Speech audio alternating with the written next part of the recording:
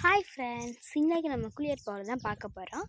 நான் லேசான செஞ்சு வச்சுருந்தேன். அதுக்கு தேவையான ரோஸ், சீரகம், வெந்தயம், வேம்பு, அது எல்லாத்தையும் நம்ம காய மஞ்சள், அது எல்லாத்தையும் நம்ம நல்லா காய வச்சுக்கிட்டு அதை தூக்கி நம்ம அம்மியில் அரைச்சிக்கோங்க. அம்மியில் அரைச்சி தண்ணி ஊற்றாமல் அரைச்சோம்னா அது பவுட்ரு மாதிரி கிடைக்காது.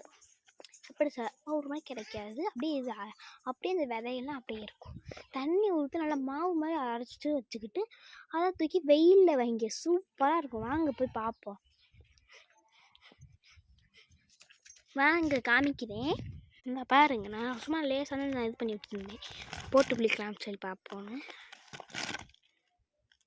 பார்த்துட்டீங்களா? இது காண்டியே கூட சப்ஸ்கிரைப் லைக் பண்ணுங்கள் ஃப்ரெண்ட்ஸ். எனக்கு அது லைக்னா இல்லை, ப்ளீஸ் சப்ஸ்கிரைப் பண்ணுங்கள்.